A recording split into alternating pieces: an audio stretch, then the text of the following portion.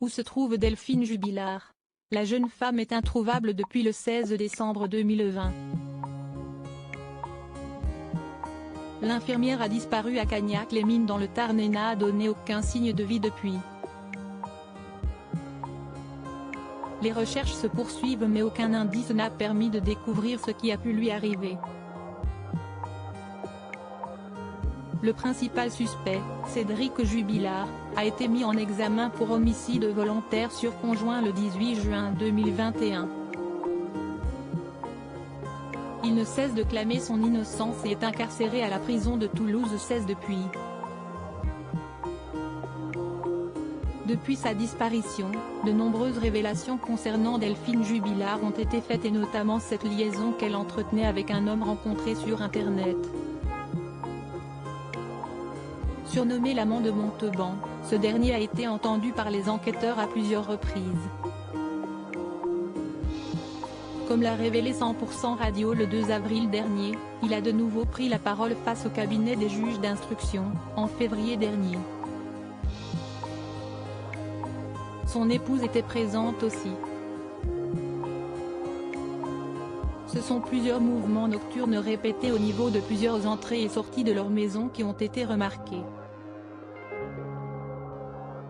Selon les informations du média, la porte d'entrée a été ouverte à plusieurs reprises le soir de la disparition de Delphine Jubilard. À 20h08, à nouveau à 22h11 et à 5h40, peut-on lire. Ces nouveaux éléments vont-ils permettre d'obtenir des réponses concernant cette mystérieuse disparition? Si la porte d'entrée laisse planer le doute, il y a également un autre détail qui a été mis en avant. Celle qui donne sur le garage a été manipulée, entre minuit 53 et minuit 56. Ce n'est qu'à 5h13 que cette dernière a été ouverte.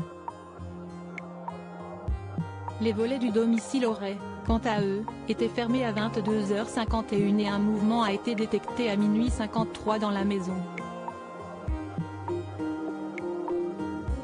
Celui-ci montre ainsi que l'amant de Montauban ou son épouse, voire les deux, étaient présents à leur domicile, situé dans le département du Tarn-et-Garonne. Pour arriver à ces conclusions, les enquêteurs ont utilisé la domotique dont est équipée la maison du couple. Celle-ci permet de contrôler, programmer et automatiser l'utilisation des équipements et ainsi, obtenir des précisions. Ces éléments vont-ils permettre d'en apprendre davantage sur la disparition de Delphine Jubilard? L'amant de Montauban ou son épouse serait-il à l'origine de celle-ci?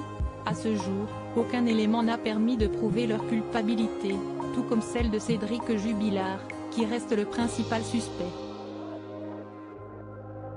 Disparition de Delphine Jubilard, quel élément concernant son téléphone a été mis en avant? La disparition de Delphine Jubilard reste un mystère pour les enquêteurs, qui poursuivent leurs recherches.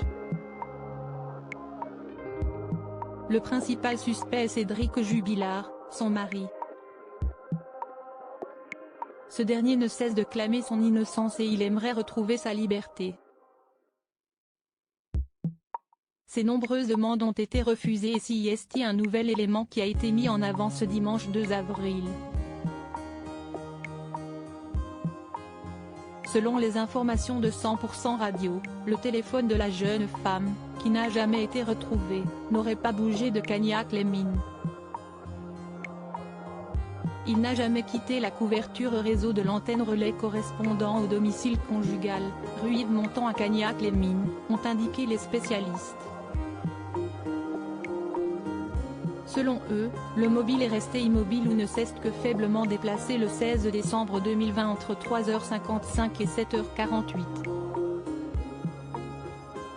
De son côté, Cédric Jubilard avait assuré ne pas l'avoir touché, précisant qu'il ne connaît pas le code de déverrouillage. Aurait-il en réalité commis l'irréparable? Cédric Jubilard reste présumé innocent des faits qui lui sont reprochés. À propos de l'auteur Tiffany Yacomaxi passionnée par les disparitions mystérieuses et les enquêtes, j'écris pour Closer depuis 2020. J'aime aussi raconter la vie des people et adore la série Friends. Ces derniers articles je me suis sentie moins qu'humaine. Amber Heard dévoile le pire moment qu'elle a vécu au procès Maddie McCann. Ces indices qui hantent la jeune femme convaincue d'être la fillette disparue et d'Alex Exarchopoulos à l'Elysée. Gros malaise en plein dîner. Pourquoi elle n'a rien pu avaler?